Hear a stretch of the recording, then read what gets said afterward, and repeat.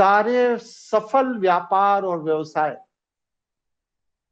बहुत ध्यान से सुनिए, सारे सफल व्यापार और व्यवसाय किसी भी देश में जो आज मजबूती से खड़े हैं वो मंदी के काल में शुरू हुए हैं।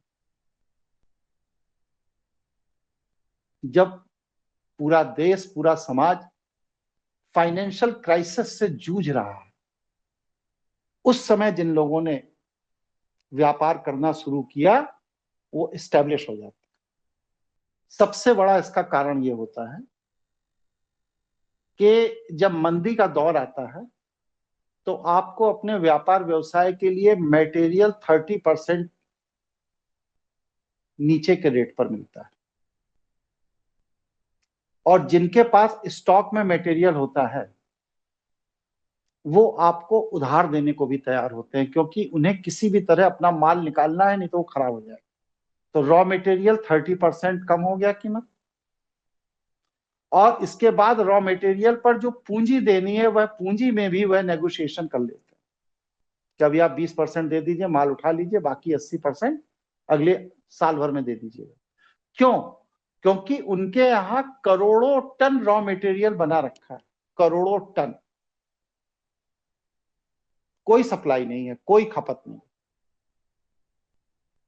इसलिए वो उस समय पर जो उद्यमी आते हैं वो अगर थोड़ा भी विश्वसनीय है, उनके पास थोड़ी भी सटीक योजना है, थोड़ी भी बैकग्राउंड है, तो उन्हें बाजार से पैसा पूंजी के तौर पर उठाने की जरूरत नहीं होती है। एक तो उन्हें रॉ मटेरियल सस्ता मिलता है और दूसरा उन्हें रॉ मटेरियल उधार मिलता है। और कोई भी मंदी कभी भी 1.25 साल 1.5 साल से अधिक नहीं चलती। और आप लोगों को शायद ये नहीं मालूम है कि मंदी योजनाबद्ध तरीके से पैदा की जाती है, मंदी कभी आती नहीं। मंदी को योजनाबद्ध तरीके से पैदा किया जाता है, किनके द्वारा? बड़ी पूंजी वाले पूंजीपतियों के द्वारा। इसीलिए आप पूरा डाटा उठाकर देख लीजिए, 1950 से लेके आज तक हर 12 से 15 साल के अंतराल पर मंदी आती जरूर। कारण क्या है? अब आप एक बहुत छोटे से उदाहरण से चीजों को समझ लीजिए। एक व्यक्ति है बलजीत सिंह, उसका अपना मकान है, अपना गोदाम है, और एक व्यक्ति मिस्टर एक्स है, वो भी गुड़गांव में वही बिजनेस करते हैं, लेकिन किराए का गोदाम, किराए का मकान लेकर। मंदी आई तो बलजीत जी ने अपने माल को अपने गोदाम में, अपने मकान में स्टोर कर रखा। इनका लॉस क्या है? कुछ नहीं। मकान अपना है, गोदाम अपना है। आज मंदी है, 6 महीने बाद जब मंदी खत्म हो जाएगी तो मटेरियल बेच देंगे, कोई नुकसान नहीं। लेकिन दूसरा व्यक्ति जो इनका कॉम्पिटिटर है, वो किराए पर, लोन पर, दूसरों के रहमो करम पर अभी नया नया व्यवसाय शुरू किया।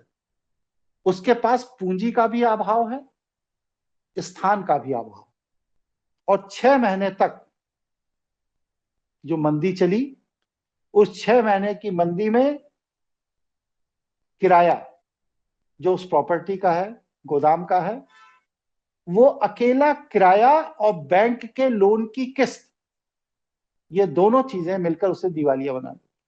फिर बात को क्या होता है कि जब वो दिवालिया होने लगता है तब वह व्यक्ति बलजीत जी के पास आता है कि भैया आप भी यही काम कर रहे हो, हम भी यही काम कर रहे हैं, हमारी क्योंकि किराए की जगह है, तो आप मेरा अगर मटेरियल ले लो तो हम लोन से जो किस्त दे रहे हैं, इसके कारण जो मेरे दिवालिया होने की स्थिति पैदा हो गई है, जो किराया दे रहा है उसके कारण जो मेरे दिवालिया होने की स्थिति हो गई है, उससे हम बच जाएं। क्योंकि एक बार अगर हम दिवालिया घोषित हो जाएंगे तो फिर जीवन में दोबारा हमें कोई बैंक लोन नहीं। तो बलजीत जी ने क्या किया? उसका रॉ मटेरियल, उसका सामान, गुणवत्ता आदि चेक करके आधे कीमत पर खरीद लिया। उसको एक ऑक्सीजन मिल गई,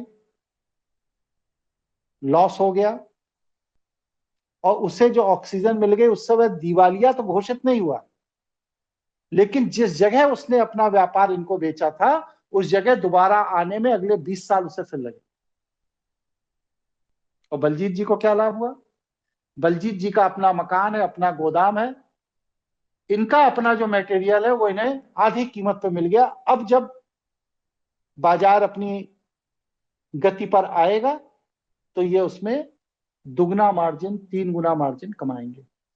इसलिए जितने बड़े पूंजीपति लोग होते हैं पूरे विश्व के, ये एक योजना बना करके 8 महीने से लेकर 1.5 साल की मंदी विश्वव्यापी स्तर पे लाते हैं, पूरे दुनिया का सारा मार्केट खत्म कर देते, जिससे कि इनके कंपटीशन में जो नए उभरते हुए उद्यमी होते हैं वो फाइनेंशियल क्राइसिस में अपना मटेरियल, अपनी चीजें इन्हीं को बेचकर चले जाते हैं, जिससे कि स्थापित उद्यमी का प्रतिस्पर्धी खत्म हो जाता है। और अगले 20 साल में जब दोबारा वह फिर खड़ा होगा तो फिर मंदी ले आएंगे 1 साल, 1.25 साल के लिए। इसीलिए नए उद्यमी खड़े नहीं हो पाते।